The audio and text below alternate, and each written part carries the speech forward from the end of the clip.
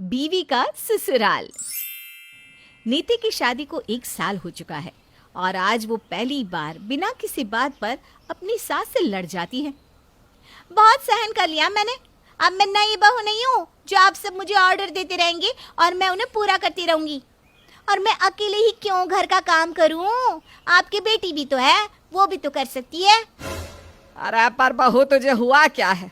आज सुबह से तो तू अपने कमरे में थी, तेरे ससुर जी अभी अभी आए हैं, उनके लिए बस 2 रोटी ही तो सेकनी है। हाँ तो बोलो ना अपनी बेटी ममता से, वो भी तो बनाए अपने पिता के लिए रोटी, मैं ही क्यों बनाऊं? इस घर की बहू हूँ, नौकरानी नहीं हूँ।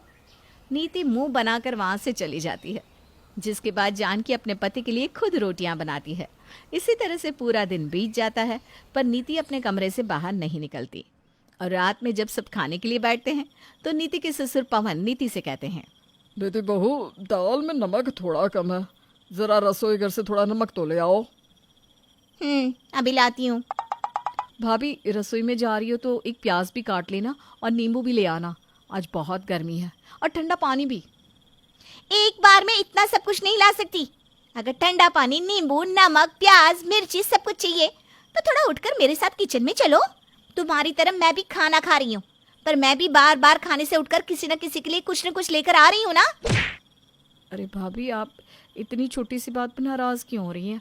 जबकि आज तो खाना भी मैंने और माँ ने बनाया है, और वैसे भी आप रसोई में जा रहे हैं इसलिए मैंने आपको लाने के लिए बोला था। और आप ये सब चीज़ एक साथ ट्रे में रखकर भी तो ला सकती हैं। अच्छा, एक दिन खाना बनाकर मुझ पर एहसान किया क्या? और हर रोज जब मैं खाना बनाती थी तब कुछ नहीं? और मुझे ऑर्डर देने से अच्छा है खुद को जो चीज खानी है उठ कर ले आओ। अब मैं कहीं नहीं जा रही हूँ, जाओ खुद लेकर आओ। अरे ममता बेटा, तू क्यों भाभी से मुंह लगाती है? भाभी तुझसे बड़ी है ना, और वो थक जाती है। वैसे भी घर की सारी जिम्मेदारी बहू के ऊपर तो है, जाकर थोड़ा सा काम खुद कर ले। मम्मी, आप हमेशा भाभी की साइड लेती हो, आप ही ने भाभी को सर पर चढ़ा रखा है शुरू से, तभी भाभी आज लड़ाकू हो गई हैं। भाभी लड़ाई करने का एक मौका नहीं छोड़ती। इतना बोलकर ममता किचन में अपना सामान लेने के लिए चली जाती है, पर नीति को ममता की ये बात बर्दाश्त नहीं होती और एक बार फिर से घर में लड़ाई शुरू हो जाती है। देख रही है माँ जी अपनी बेटी की जुबान, मैं सर पर चढ़ी हूँ, और अगर मैं सर पर चढ़ी हूँ तो इसे क्या कहेंगे? इसकी उम्र हो गई है, शादी करा दो माँ जी। जब खुद घर संभालेगी ना तब पता चलेगा। माँ बाप के लाड ने बिल्कुल बिगाड़ के रखा है इस लड़की को। इतना बोलकर नीति भी नाराज होकर अपने कमरे में चली जाती है।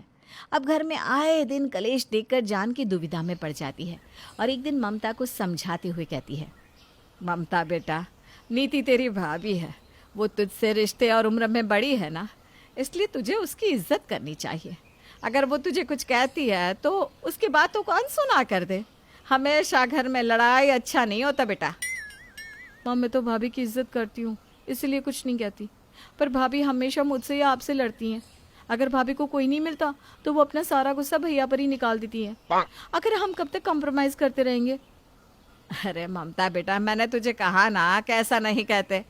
अगर तेरी भाभी ने सुन लिया तो सोच उसे कितना बुरा लगेगा। तू समझ रही है ना मैं क्या कह रही हूँ? अब वो लड़ाकू है तो क्या कर सकते हैं, पर हम तो समझदार हैं ना। जानकी ममता को काफी समझाती है। ममता भी अपनी माँ की बात समझ जाती है, पर नीति की हरकत ही ऐसी होती है कि आए दिन घर में छोटी छोटी चीज़ों को लेकर लड़ाई होती। ऐसे ही एक दिन ममता अपनी माँ के साथ शॉपिंग करके आती है। ये देखकर नीति को बहुत गुस्सा आता है और वो अपनी ननद और सास से इस बात के लिए लड़ने लगती है। रोज शॉपिंग होती है इस घर में, मेरा पति कमाता है पर मुझे ही कुछ नहीं मिलता। आप सब तो शॉपिंग करेंगे ही ना, आखिर बेटा जो कमा कर दे रहा है, अपने पैसे होते तब थोड़ी ना इतने खर्चे करते। अरे बहू, अगले महीने तेरे चाचा की बेटी की शादी है ना, बस उसी के लिए शॉपिंग करने गए थे। तुझे भी तो बोला था, तू ही नहीं गई। पर देख, मैं तेरे लिए साड़ी लेकर आई हूँ। इतना बोलकर जानकी नीति को साड़ी दिखाती है, पर नीति को साड़ी पसंद नहीं आती और वो अपनी सास की साड़ी देखकर कहती है, अपने लिए बुढ़ापे में इतनी महंगी साड़ी और मेरे लिए ऐसी घटिया साड़ी, जबकि ये कपड़े मेरे पति के पैसे से आए हैं, फिर भी मेरे लिए ऐसी सस्ती साड़ी और खुद के लिए महंगी वाली। आखिर ऐसा फर्क क्यों माँ जी? अगर मेरी जगह ममता होती तो क्या आप ऐसी साड़ी लेकर आती? बहू, अगर तुझे अपनी साड़ी पसंद नहीं है तो फिर मेरी ही साड़ी ले ले। वैसे सच कहूँ, तेरी साड़ी मेरी साड़ी से महंगी है। नहीं चाहिए, नहीं चाहिए मुझे कोई साड़ी। आप अपनी साड़ी अपने पास रखो। रात में जब अनमोल जी आएंगे मैं उनके साथ खुद शॉपिंग करने के लिए चली जाऊंगी। नीति हमेशा अपने ससुराल वालों से लड़ती, उनसे नाराज रहती। रात को जब अनमोल घर आता है तो नीति उससे शॉपिंग करने के लिए कहती है। क्योंकि अनमोल थका होता है, इसलिए वो नीति के साथ बाहर जाने से मना कर देता है। नीति यार, फिर कभी चलेंगे, और वैसे भी शादी तो अगले महीने है ना, अभी बहुत टाइम है। मैं तुम्हें फिर कभी शॉपिंग करा दूंगा। आपका ना हमेशा का यही नाटक है। मैं जब कुछ कहती हूँ तो आपके पास मेरे लिए टाइम नहीं होता, और जब आपकी बहन माँ बाप बोलते हैं तब आपके पास बहुत टाइम रहता है उनको देने के लिए। हाँ, पैसे भी बहुत रहते हैं उनको देने के लिए, पर जब मैं पैसे मांगू तो जेब खाली है।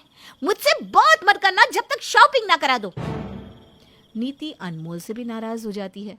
ऐसे ही कुछ दिन बीत जाते हैं और आखिरकार नीति जबरदस्ती अनमोल के साथ शॉपिंग करने जाती है। देखते ही देखते 1 महीना बीत जाता है और पूरा परिवार तैयार होकर शादी के लिए निकलता है। पर नीति अनमोल के साथ अकेले में शादी में जाना चाहती थी, पर अनमोल अपनी गाड़ी में अपनी पूरी फैमिली के साथ जाता है। इस बात पर एक बार फिर नीति अनमोल से लड़ाई कर लेती है और पूरी पार्टी में अपने ससुराल वालों से नाराज अपनी माँ के साथ बैठी रहती है। क्या हुआ नीति बेटा, कुछ दिनों से तेरा दिमाग कुछ ज़्यादा ही गर्म रहने लगा है। आज भी देख रही हूँ पार्टी में तू अपने ससुराल वालों से अलग अलग बैठी है। कुछ बात हुई है क्या बेटा? होना क्या है माँ, कभी भी एक बहू ना बेटी नहीं बन सकती। मेरे ससुराल वाले हमेशा मुझे परेशान करते रहते हैं। मैंने अनमोल जी से कहा मेरे साथ अकेले चलो, माँ पिताजी और ममता साथ में आ जाएंगे, पर नहीं, इनके लिए तो इनकी फैमिली ही सब कुछ है। ऐसे ही मेरी सास शॉपिंग करके आ गई और मेरे लिए घटिया साड़ी लेकर आई। मैंने अनमोल जी से कहा कि मुझे भी शॉपिंग करवाने के लिए ले चलो, तो उनके पास टाइम नहीं बचा।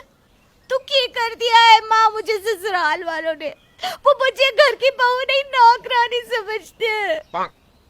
अरे अरे नीति बेटा, इतनी छोटी छोटी बात पर कौन लड़ता है?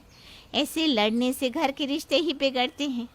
तेरी शादी को अभी समय कितना हुआ है, और तेरे ससुराल वाले गलत नहीं है, गलत तू है बेटा। कभी खुद को उनकी जगह रख कर देखना। कल को तेरी औलाद होगी और तेरी औलाद तुझे नहीं देखेगी तो तुझे कैसा लगेगा? तेरी भी तो भाभी है। सोच, अगर तेरी भाभी हमारे साथ ऐसा करेगी तो तुझे कैसा लगेगा? ससुराल वाले भी बहू को बेटी तब मानते हैं जब बहू ससुराल को अपना मायका समझे। नीति की माँ शादी में अपनी बेटी की इन हरकतों को देखकर उसे समझाती है, और अब नीति को अपनी माँ की बातें समझ में आ जाती है। जब वो पार्टी से घर जाती है और देखती है कि उसकी सास खुद घर के सारे काम कर रही है और उसकी देखभाल भी, तब नीति की आंख में पश्चाताप के आंसू आ जाते हैं।